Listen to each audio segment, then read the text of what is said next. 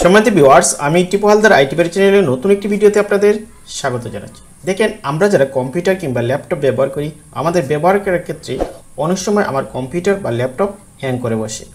যখন কম্পিউটার বা laptop hang করে তখন আমাদের অনেক কষ্ট লাগে এবং আমরা তখন কম্পিউটারকে সরাসরি রিস্টার্ট করি কিংবা ব্যাটারি খুলে ফেলি। এতে আমাদের সাময়িকভাবে আমাদের কম্পিউটার চালু হয়, কিন্তু আসলে এটা সঠিক পদ্ধতি নয়। তার জন্য আমাদের কেন কম্পিউটার হ্যাং করে তা জানা দরকার এবং হ্যাং করলে আমাদের কি করতে হবে তা নিয়ে আজকে আমাদের এই ভিডিওটি। তাই ভিডিওটি শুরুর পূর্বে যারা আমার চ্যানেল নতুন, প্লিজ আমার চ্যানেলটি সাবস্ক্রাইব করে আমার সাথে থাকুন আর ভিডিওটি শুরু থেকে শেষ পর্যন্ত দেখতে থাকুন। দেখেন, প্রথমে আসি কেন কম্পিউটার হ্যাং করে। দেখেন, এক নম্বর কারণ হচ্ছে আপনার কম্পিউটারে যদি র্যাম কম থাকে, অর্থাৎ আপনার 2GB র্যাম থাকলো এবং এই র্যামের মধ্যেই আপনি যদি ইলাস্ট্রেটর, অ্যাডোবি ফটোশপ কিংবা সিসি বা ভিডিও এডিটিংয়ের মতন ভারী কোনো সফটওয়্যার ব্যবহার করেন, তাহলে কম্পিউটারটি হ্যাং করতে পারে। আবার দেখা গেল আপনার কম্পিউটারে আপনি একটি প্রোগ্রাম রান করছেন, সাথে সাথে অন্য একটি প্রোগ্রাম রান করছেন, অর্থাৎ একদিকে আপনি ভিডিও এডিটিং করতেছেন একটা সফটওয়্যার দ্বারা, আবার সাথে সাথে আরেকটি সফটওয়্যার দ্বারা আপনি গ্রাফিক্সের ছবি এডিটিং করতে চাচ্ছেন। তাহলে দেখেন, একই সাথে দুইটা সফটওয়্যার রান করার কারণে আপনার কম্পিউটারটি হ্যাং করতে পারে। এবং 3 নম্বর যে কারণটি রয়েছে তা হচ্ছে আপনার সি ড্রাইভ, যে ড্রাইভে আমরা সফটওয়্যার রাখি, অর্থাৎ যে ড্রাইভে আমরা উইন্ডোজ বা অপারেটিং সিস্টেম রাখি, সেই সফটওয়্যারকে বলা হয় সি ড্রাইভ। এখন সি ড্রাইভে যদি আপনার জায়গা কম থাকে, আপনার সি ড্রাইভটা যদি দেখা গেল লাল হয়ে আসে, তাহলে আপনার কম্পিউটারটি হ্যাং করতে পারে। তাহলে বুঝতে পারছি এই 3টা কারণে কম্পিউটার হ্যাং করতে পারে। তারপরে 4 নম্বর যে কারণটি হচ্ছে আপনার কম্পিউটার যদি ভাইরাস অ্যাটাকেড থাকে, তাহলে অবশ্যই আপনার কম্পিউটারটি হ্যাং করবে এবং আপনার কাজে বিঘ্ন ঘটাবে। এবং 5 নম্বর যে কারণটি হচ্ছে আপনার কম্পিউটার যদি অধিক প্রোগ্রাম ওপেন করেন, তাহলে আপনার কম্পিউটারটি হ্যাং করতে পারে। তারপর 6 নম্বর যেটি কারণটি হচ্ছে, অর্থাৎ আপনার অপারেটিং সিস্টেমটি যদি আপডেট না করেন, হার্ডওয়্যার যদি আপডেট না করেন, আপনি উইন্ডোজ যদি আপডেট না করেন, তাহলে আপনার কম্পিউটারটি হ্যাং করতে পারে। এবং 7 নম্বর যে কারণটি হচ্ছে, আমরা দেখা যাচ্ছে আমি মাইক্রোসফট অফিস 2010 ওপেন করছি, ওপেন করার পর একসাথে আমি ক্লিক করছি প্রোগ্রামটা ক্লোজ করতে চাচ্ছি, আবার আরেক সাথে আমি ক্লিক করছি যে না, আমি কম্পিউটারে এই প্রোগ্রামটি ক্লোজ করতে চাচ্ছি না, আবার সাথে সাথে আমি শাটডাউন একই সাথে ক্লিক করছি। এই যে দ্রুত ক্লিক করা, কম্পিউটারকে সময় না দেওয়া, এত কম্পিউটার হ্যাং করতে পারে।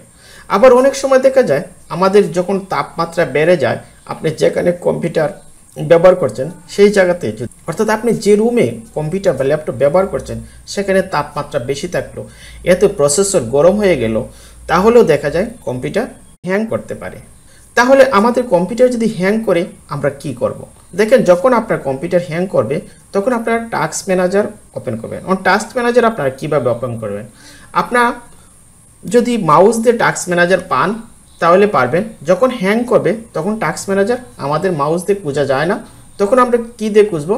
তখন আমরা শর্টকাট কি ব্যবহার করে আমরা টাস্ক ম্যানেজার ওপেন করব। আর তার জন্য আপনারা কিবোর্ডের Ctrl+Shift তারপর এসকেপে ক্লিক করবেন। দেখেন, Ctrl+Shift আমরা এসকেপে যখন ক্লিক করলাম, দেখেন এখানে দেখা যাচ্ছে আমার কম্পিউটারে কি কি প্রোগ্রাম রান করছে। এখন যে প্রোগ্রামগুলো রান করবে সেই প্রোগ্রামগুলো যদি দেখা যায় কাজ না করে, তাহলে এখানে নট রেসপন্ডিং লেখা থাকবে। যখন নট রেসপন্ডিং লেখা থাকবে তখন মাউসে রাইট ক্লিক করবেন। দেখেন, যখন মাউসে রাইট ক্লিক করবেন তখন এখান থেকে দেখেন লেখা আছে এন্ড টাস্ক। দেখেন এখানে লেখা আছে এন্ড টাস্ক, আবার নিচেও লেখা আছে এন্ড টাস্ক। তখন ওই প্রোগ্রামটাকে এন্ড টাস্কে ক্লিক করবেন।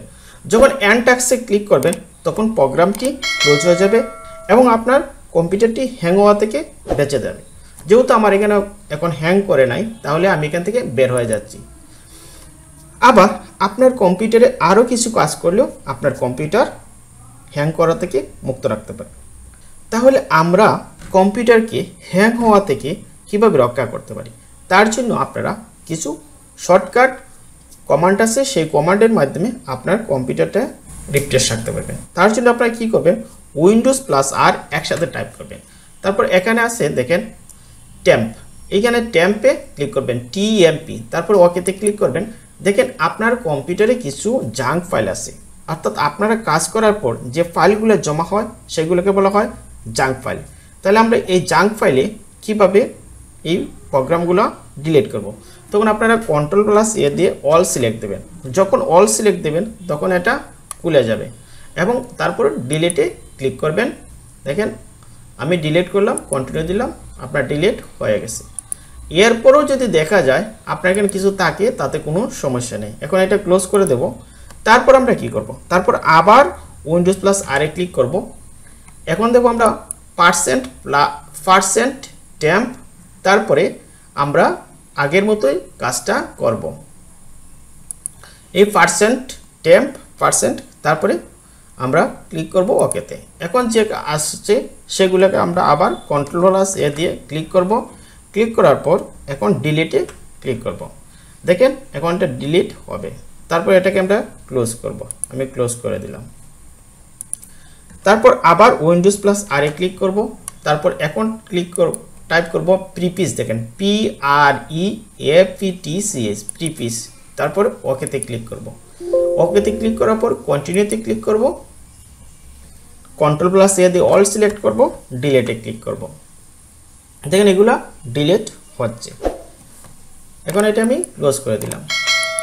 তারপরে আবার Windows+R। এখন আমরা দেব রিসেন্ট, RECNT, রিসেন্ট। দেখেন RECNT, রিসেন্ট। রিসেন্টে ক্লিক করার পর ওকে ক্লিক করব। দেখেন আমার যতগুলো জাঙ্ক ফাইল আছে সব দেখাবে। যখন এই জাঙ্ক ফাইলগুলো দেখাবে আবার Ctrl+A দিয়ে অল সিলেক্ট করব, ডিলিটে প্রেস করে এগুলো ডিলিট করে দিব।